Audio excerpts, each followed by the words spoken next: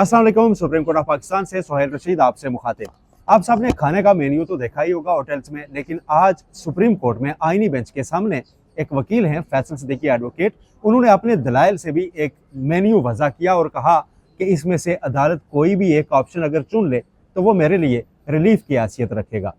बड़ा दिलचस्प वाक़या है। और उसके बाद मेन्यू से बात निकली और अहमद फराज की शायरी, और उस शायरी के नतीजे में उन पर बने मुकदमात तक जा पहुंची और फौजी अदालतों के केस से इस सब का क्या ताल्लुक था और अब ये केस किस तरफ जा रहा है, इस पर आपको आगाह करेंगे। और साथ आज सुप्रीम कोर्ट ऑफ पाकिस्तान ने जो इमरान खान के मुकदमात हैं 9 मई से मुतालिक, उसमें पंजाब हुकूमत को एक और केस में GIT रिपोर्ट जो है 9 मई की वो पेश करने की मोहलत दे दी है और तारीखें मुकर्रर कर दी हैं कि 9 मई के केसेस कब सुने जाएंगे।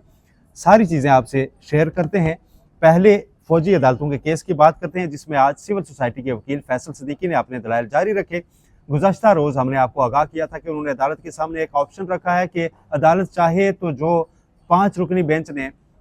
मिलिट्री ट्रायल सिविलियंस का कलदम करार देते हुए 7 आर्मी एक्ट की 2 दफात भी कलदम की हैं, उनको बहाल कर दे और साथ ही सिविलियन का ट्रायल भी कलदम कर दे। आज फैसल सिद्दीकी एडवोकेट ने जो मुल्जमान हवाले किए गए फौज के, उनकी हवालगी के फैसलों पर सवालात उठाए और तरीकाकार को कहा कि यह गलत है और उसके मेरिट्स भी डिस्कस कर लिए और कहा कि जब सिर्फ FIR हो तो ये हवालगी नहीं हो सकती थी जब तक कि अदालत का कोई रीजनिंग पर मुश्तमिल फैसला न हो, और जो रीजनिंग दी गई वो कुछ ऐसी नहीं थी कि जिसको सराहा जा सके, जिसे अप्रिशिएट किया जा सके। इस पर अदालत ने उन्हें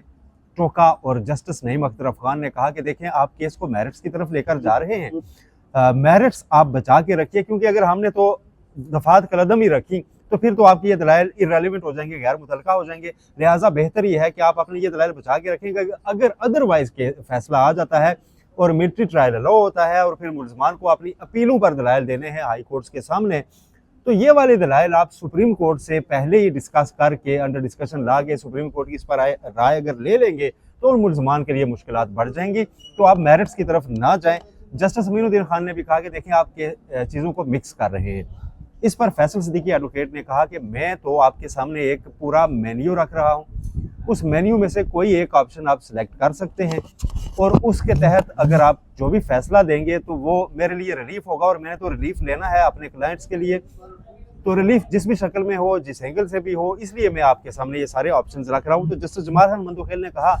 कि आप ऐसा कीजिए कि ऑप्शन भी मेन्यू में वो दें जो प्रैक्टिकली पॉसिबल हों, ऐसे ऑप्शंस ना दें जो कि पॉसिबल ना हो, अमलन उन पर अमल दरामद मुमकिन ना हो। तो जस्टिस मसरत इलाली, जो अक्सर हल्के फुल्के अंदाज में भी रिमार्क्स देती हैं, उन्होंने फैसल सिद्दीकी को कहा, इस दौरान बारिश की आवाज़ तेज़ हो गई थी, कमरा अदालत के अंदर सुनाई दे रही थी, तो जस्टिस मसरत इलाली ने यह कहा कि देखें, अगर मेन्यू की बात चल ही पड़ी है तो आज बारिश हो रही है तो उसके हिसाब से ही आप फिर मेन्यू भी डिसाइड कीजिए।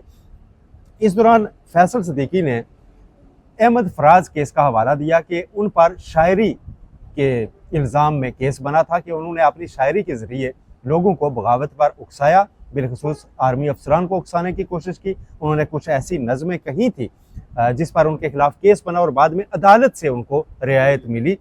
रिलीफ मिला। जस्टिस नईम अख्तर अफगान ने इस पर यह कहा कि मैं आपको उस केस के पूरे हक़ाइक़ अगर बताऊं तो अहमद फराज ने अदालत में उस नज़म को अपना मानने से इनकार कर दिया था कि ये उन्होंने छापी नहीं है,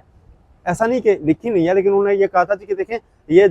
मैंने तो पब्लिश नहीं की, मेरे पास तो इतने वसाइल ही नहीं कि मैं इसकी तशहीर कर सकूं, इसे पब्लिश कर सकूं, तो उन्होंने उसे अपना मानने से इनकार किया। तो इस पर अदालत ने अहमद फराज को एक ऑप्शन दिया था ज़ुबानी तौर पर ही कि देखें, आप एक ऐसी नज़म भी लिख दें जिससे फ़ौज के जज्बात की भी तर्जुमानी हो जाए।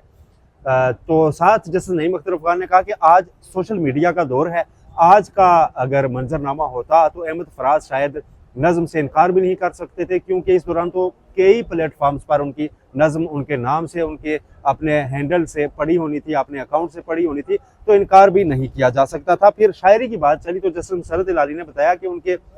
वालिद की शायरी पढ़ने पर हालिया दिनों में ही किसी जरगे में किसी ने वो नज़म पढ़ी तो उसको गिरफ्तार कर लिया गया और बाद में फिर उसने बताया कि ये नज़म किसकी है और उसकी बेटी अभी कहाँ पर हैं, और फिर बड़ी मुश्किल से उस बंदे की बरियत हुई। फैसल सिद्दीकी ने बताया कि अहमद फराज और फैज़ अहमद फैज़ के जो डॉक्टर थे वो उनके वालिद थे और उन पर भी उकसाने का इल्ज़ाम लगा, लेकिन गिरफ्तारी नहीं हुई थी। फैसल सिद्दीकी ने कहा कि मैं भी उसमें आ गया था कि मैंने भी उकसाया है, तो इस पर जस्टिस जमाल खान मंदोखेल ने उन्हें कहा कि अगर आपको ये फिक्र है कि आप गिरफ्तार नहीं हुए थे तो चले हम आपको गिरफ्तार करवा देते हैं। तो फैसल सिद्दीकी एडवोकेट जो अदरवाइज आईनी बेंच और 26वीं आईनी तरमीम पर तनकीद भी करते रहते हैं, उन्होंने कहा जी कि नहीं, मुझे आप पर भरोसा है कि आपके होते हुए मुझे कोई गिरफ्तार नहीं कर सकता। साथ जस्टिस मसरत अली ने अपने वालिद के फ्रीडम फाइटर होने का पूरा बताया कि वो फ्रीडम फाइटर थे और उनकी साहबजादी हैं। तो फैसल सिद्दीकी ने कहा कि देखें, आप फ्रीडम फाइटर की बेटी हैं तो फिर तो हमको और ज़्यादा मोहतात होना होगा। तो उन्होंने कहा नहीं, मैं खुद भी फाइटर हूँ। तो फैसल सिद्दीकी ने कहा यस, आप तो अदलिया बहाली तहरीक में बड़ी पेश रही हैं और हमें आपका बारे में अच्छे से इल्म है। ये हल्के फुल्के अंदाज में बहस आगे बढ़ी, लेकिन 2-3 चीज़ें इस लाइटर नोट में भी फैसल सिद्दीकी अदालत के सामने कह गए। एक तो कि सिविलियंस का फौजी अदालतों में ट्रायल आइन के तहत नहीं हो सकता, दूसरी मुल्जमान की हवालगी ये दुरुस्त नहीं थी, और तीसरा ये कि अगर दफात बहाल भी हो जाएं तो उसका मकसद ये नहीं है कि सिविलियंस का ट्रायल भी साथ ही अलो हो जाएगा। अब उन्होंने दलाइल तो अभी मुकम्मल नहीं किए, कुछ और पहलू हैं, FBI अली केस है बिलखसूस, इसके ऊपर उन्होंने अपनी अभी बात करनी है, इसलिए समाअत अब पीर के रोज तक के लिए मुलतवी कर दी गई है और वो अपने दलाइल जारी रखेंगे। दूसरा आज अहम केस था 9 मई में एक जमानत मनसूखी का काइंड ऑफ केस था। वो पंजाब हुकूमत की तरफ से बानी PTI इमरान खान के खिलाफ वो अदालत से रजू किया गया था। चीफ जस्टिस याहिया अफरीदी और जस्टिस शफी सिद्दीकी पर मुश्तमिल 2 रुकनी बेंच ने समाअत की और उस समाअत के दौरान पंजाब हुकूमत की जानिब से ये बताया गया कि 9 मई की जो JIT रिपोर्ट है वो अदालत में पेश करना चाहते हैं। इस केस में भी कल भी 2-3 केसेस में बताया गया था, तो अदालत ने उन्हें वक्त दे दिया है और साथ ही सुप्रीम कोर्ट ने यह हिदायत भी दे दी है कि आप ये सारे केसेस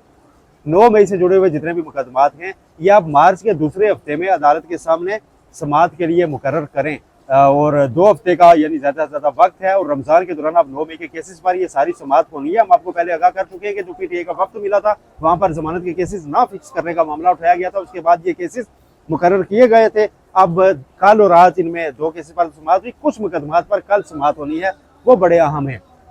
कल सुप्रीम कोर्ट का आईनी बेंच इमरान खान की जानिब से जो इंतखाबी धांधली की तहकीकात की दरखास्त है उसको सुनेगा,